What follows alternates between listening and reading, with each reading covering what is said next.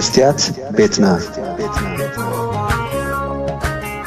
They're fleeing from the country. Of course, the most high-profile one, you've had the football team which disappeared in Kenya. They're seeking asylum. Those athletes in Scotland, they're also seeking asylum. So this is news to me. It's news to me. Really? I've never heard anything like that, and I'm not bothered if people go there, if they ask for asylum here or there, if they're looking for jobs in the United States, in Europe. Why would I bother about that? ቅድሚ 16 ዓመታት ብዕለት 10 ለካቲት 2010 ውልቀ መላኺ ኢሳያስ አፈወርቂ ምስ ቴሌቪዥን አልጀዚራ ፍልይ ዝበለ ቃለ መሕትት አካይዱ ነይሩ። ኣብቲ ቃለ መሕትት ብሓፈሻ ካብ ኤርትራ ብዛዕባ ዝስደዱ ዘለዉ ኤርትራውያንን ብፍላይ ከዓ ብዛዕባቶም ዕቑባ ዝሓተቱ ተፃወቲ ኩዕሶን ኣትሌትን ሕቶ ቀሪቡሉ ነይሩ። ኢሳያስ ብዛዕባቶም ሃዲሞም ትብልዮም ዘለኺ ስፖርተኛታት ሰማዕክዎ የለን ሓድሽ ዜና እዩ ንዓይ ሰባት ናብዝን ናብትን ከይዶም ዕቑባ እንተሓተቱ ከዓ ኣይዓጠንን እዩ ንምንታይ ከይግድሰኒ ክብል መሊሱ። ኢሳያስ ብዛዕባ ዜጋታቱ ኣይግድሰንን እዩ ድሕሪ ምባሉ ብተደጋጋሚ ህድማ ስፖርተኛታት ተራእዩ። እቲ ናይ መወዳእታ እዚ ኣብዚ ቅንያት ሰማዕናዮ ምስዋር 7 ተፃወቲ ሃገራዊት ጋንታ ኩዕሶ እግሪ ኤርትራ እዩ። ኢሳያስ ሎሚ እውን እንተኾነ ነዚ ዜና እዚ ክሰምዖ ኣይደልን እዩ። እንተሰምዖ እውን ዘገድሶ ኣርእስቲ ይኮነን። እቲ ቅድሚ 16 ዓመታት ዝነበረ ፀገም ክሳብ ሕጂ ይቕፅል ምህላው ግን ሕማቕ ናይ ኢሳያስ ዘይኮነ ድኽመት ናይ ኤርትራውያን እዩ። እስኪ ብዛዕባ ስደትን ስፖርተኛታትን ኢሳያስ ኣብቲ እዋን ዝመለሶ በትግርኛ ንስማዓዮ። 20 years after liberation from Ethiopia, Eritrea is Africa's youngest nation and one of the poorest, strategically vital to the stability of the region and the wider global agenda. Eritrea is struggling to balance the needs of its people with the perceived threats to the nation. We have a rare interview with the president, the man responsible for steering the country towards success or disaster. ጋዜጠኛ አልጀዚራ ዝኾነ ሰብ ካብ ኤርትራ ክወፅእ ይኽእል ዶ ዝብል ሕቶ ተቐርብ። ኢሳያስ በቲ ናይ ትማሊ ዝነበረ ምርኢት ተዘናጊዑ ዶ? ጋዜጠኛ ከም እንደገና ዝኾነ ኤርትራዊ ካብ ዓዲ ክወፅእ ነፃ ድዩ ክትብል ተሓትት። ኢሳያስ በቲ ትማሊ ዝነበረ ምርኢት ተዘናጊዑ ዶ? ኣብ ጎደና ሰባት ርኢኹ ዶ ክብል ሓደ ዓይነት መልሲ ይህብ። ጋዜጠኛ ከይተዳህለት ዝኾነ ሰብ ካብ ኤርትራ ክወፅእ ይኽእል ዶ ብምባል ንሳልሳይ ግዜ ሕቶ ተቐርብ። ኣይትገድፈንን እያ ኢሉ ዝገመተ ኢሳያስ ዝኾነ ሰብ ኣብ ዝኾነ እዋን ካብ ኤርትራ ክወፅእ ይኽእል እዩ ክብል ዓይኒ ዝደፍን ሓሶት ሰንዲላ። ንሳ ከዓ ፓስፖርት ክረክብ እንተኽኢሉ ማለት ካድዩ ኢላ ንሓሶቱ ዘቃልዕ ሓድሽ ሕቶ ኣቕሪባትሎ። ዜጋ እንተኮይንካ ፓስፖርት ምርካብ እንታይ ፀገም ኣለዎ? ኢሳያስ ደጋጊሙ ብሓሶት መመላስ ይቐፅል። ብዛዕባ ነፃነት ፕረስን ነፃነት ሓሳብካ ምግላፅን ከ እንታይ ትብል? ምክንያቱ ኤርትራ ካብ ዝኾነት ካልእ ሃገር ንላዕሊ ጋዜጠኛታት ብምእሳርያ ትፍለጥ ስለምንታይ ኢኻ ከምኡ ትገብር? ኢላ ጋዜጠኛ አልጀዚራ ተሓትት። ኢሳያስ ብቁጥዐ እዚ ሓሶት እዩ፣ እዚ ናይ አልጀዚራ ሓሶት እዩ፣ ንስኺ ነዚ ሓሶታት ብምስሳይ ነዚ ዞባ ንምዝራግ ንዝዓለመ ኣጀንዳ እኽተሳሲ ዘለኺ ብምባል ብቐጥታ ነታ ጋዜጠኛ ኸጥቃዕ ጀሚሩ። ንሳ ገሪምዋ ኣነ ፈፂመ ከምኡ ኣይገብርን እየ ሓቂ ክፈልጥ እየ ዝፅዕር ዘለኹ ክትብል ስርሓ ምዃኑ ከተብርሃሉ ፈቲና። ኢሳያስ ግን ሕርቃኑ ክዝሕለሉ ኣይከኣለን። ሓሶታት ብዘይ መርትዖታት ትድርድር ኣለኺ። ሓንሳብ ውድብ ሕቡራት ሃገራት ዘይበሎ ኢሉ ትብሊ፣ ሓንሳብ ሱዳን ዘይበለቶ ተቕርቢ ኢሉ ክስታት ክእክብ ምስ ጀመረ ጋዜጠኛ ኩሉፍ ኣቢላ እስኪ ብዛዕባ ካብዛ ሃገር ዝስደዱ ዘለዉ ክንዛረብ። ሕቡራት ሃገራት ኣስታት 63,000 ኤርትራውያን ዝሓለፈ ዓመት ጥራሕ ዕቑባ ሓቲቶም ኣብ ወርሒ ከዓ 1,800 ዝኾኑ ኤርትራውያን ዶብ ይሰግሩ ኣለዉ ኢላ ምስ ሓተተት ኢሳያስ እናሰሓቐ ናበይ ክብል ተገልቢጡ ሓቲትዋ። Into Sudan. Why are they leaving the country? These are your lies. ናብ ሱዳን ምስ በለቶ እዚ ሓሶት እዩ፣ እዚ ናትኪ ሓሶት እዩ ክብል መሊስላ። ዝተሰደ ኤርትራዊ የለን ማለት ካድዩ ምስ በለቶ ከዓ ኣበይ ኣሎ መርትዖኺ? መርትዖ ክንርኢ እንደሊ ኣለና። መርትዖኺ ኣቕርቢ። በዚ ዘቕረብክዮ ፀብፃብ መሰረት ግን ህዝቢ ናይዚ ሃገር ተሰዲዱ ምተወድእ ነይሩ ኢልዋ።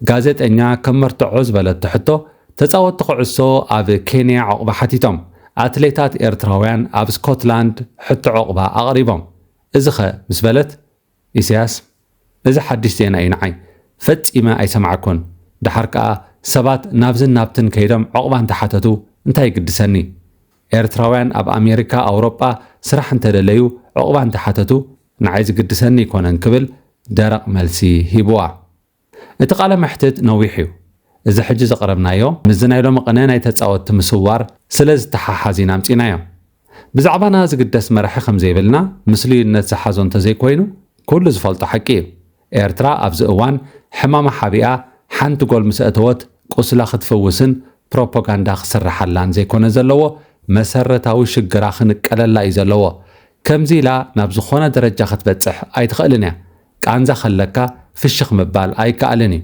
ፈለማ ቃንዛኻ ኢኻ ተራግፍ ድሓር ናብ ካልእ ጉዳይካ ተኣቱ ፍወሳ ኤርትራ ካብ መሰረታዊ ፖለቲካዊ ለውጢ እዩ ዝብገስ ኣይኮነን ግን እታ ሃገር ተስፋ ከም ዘይብላ ብናይ ገዛእ ርእሳ ተጻወቲ ኣብ ዓለም ንኽትቃላዕ ትግደዳላ ብኹነታትና ኣውሮጳውያን ወይ ኣሜሪካውያን ኣይኮኑን ዝግረሙ ዘለዉ ኣፍሪቃውያን ከማና እዮም ዝድንቑ ዘለዉ ሎሚ ቅነ ብምስዋር ናይዞም ተጻወቲ ሓያሎ ኣፍሪቃውያን ብዛዕባ ኣብ ኤርትራ ዘሎ ጭቆና ክፈልጡ ተደሪኾም ኣለዉ ብምንታይ ምኽንያት እዮም እዞም ተጻወቲ ዝሃድሙ ዘለዉ እንታይ እዩ ጠንቂ ኢሎም እውን ይመራመሩ ኣለዉ ካልኦት ኣፍሪቃውያን ተጻወቲ ኣብ ሃገሮም ክብረት ኣለዎም ስርሖም ስፖርት እዩ ክፍሊቶም የናብሮም እዩ ዕቑባ ዝሕትት ጸቕጢ ከዓ የብሎምን ካብ ሃገሮም ክወፁ እንተደልዮም ቅድሚ ጸወታ እውን ክወፁ ይኽእሉ እዮም ኤርትራውያን ግን ወላ እውን ምስ ሸምገሉ ካብ ሃገር ክወፁ እንተኾይኖም ካብ ኢሚግሬሽን ናይ መውፅኢ ቪዛ ክሓቱ ኣለዎም መንእሰያት ፓስፖርት ኣውፅኦም ብሕጋዊ መገዲ ናብ ዝመረፅዎ ሃገር ብነፋሪት ክገሽኦም ኢልካ ምሕሳብ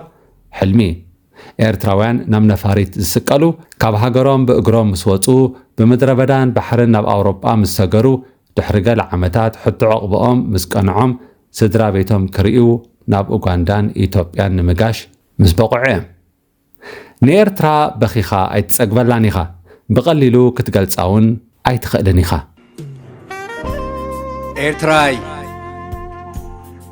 ኤርትራይ ክበኽየልኪ ካብ ማዕሙቕ ልበይ ተሃዊፁ ተሸቢሩ ቀልበይ ረመፅ ሓውታትኪ ኣንደዶነን ጉዐይ ተስፋይ ተዳኺሙ ሓርበቶን ዓቕመይ ኤርትራይ ክበኽየልኪ ንባዓተይ ከውሕዝ ገድለይ ነዊሕ ነይሩ ንዓኺ ንኽሕዝ مقوم كبرت كوينكي سلام التوحس حبحابيت ندقا نبعاتهم تدرز بحاقوس مقوسا نبادات برز ايرتراي كبخلكي بزالو مساعات بحاوي تبلعكي بشقولة معات تللو اللخي برهابت أميات تشعوت اللخي بتقولوا السلعات حالنجيز مرانوم مران قربعات حناق كساد أدرع زبانات أقدام هاسيو قدافي سنبرات سبوزح مقوحات داغونتي بزوحات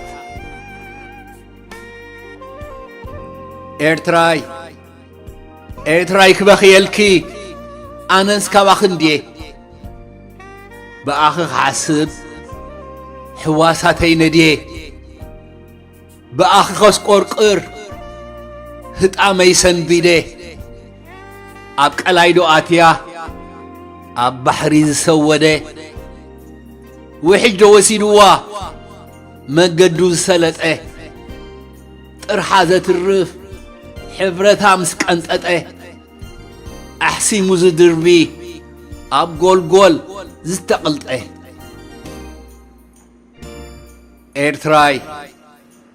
ايرتراي خبخيلكي بخياتي أمريري نعسر تسات عمتات وكيانوس سجيري هالواتك خحتت وعي لحريري كما الله خبل شاف قوتي قبل بيك قصيري رسيعك زي فلت تسيئة كوفيلي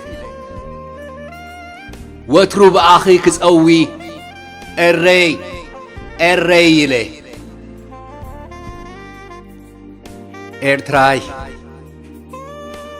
إرتراي كبخيلكي بخياتي عمريري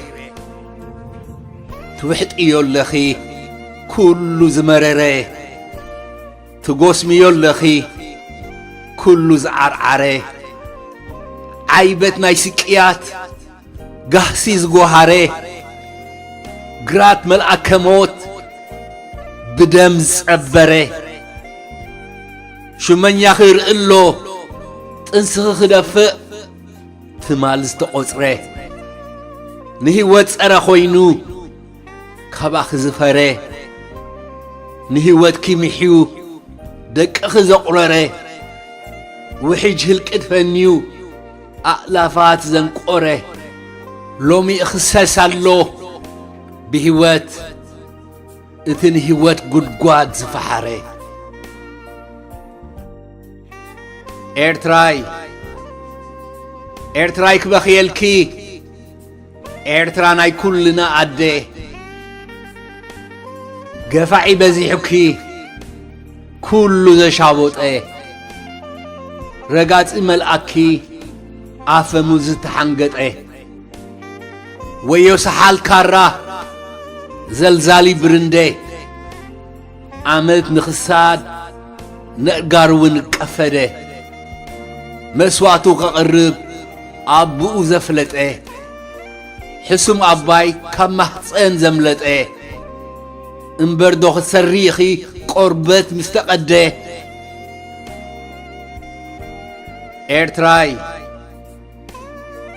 كبخيلكي إرتراناي كلنا عدي نعو نحسب مفتحين ندي دحري دقيم انتاي كي مسألنا كابزي زغددي دحري موت طعنا قبس كي كون ناي إرترا قدي أبزحو المجزعتي خي تعتو زبردي نخدمنا خي تملس نحنا خي نعدي برهان تتسأبيناس سلام هلم زلي سلام كيف الدي نعو مثل بنا نتسأب بناتيح ملختي كي نقجب نعو مثل بنا نتسأب نمجزعتي خي نعسب نعو مثل بنا نتسأب نزختما كي نقسب نعو مثل بنا نتسأب لعلاونات إترا كي نقلب نعو مثل بنا نتسأب حاجاتنا خحتسب نعو مثل بنا نتسأب مزلو خنتسب سلام نكالو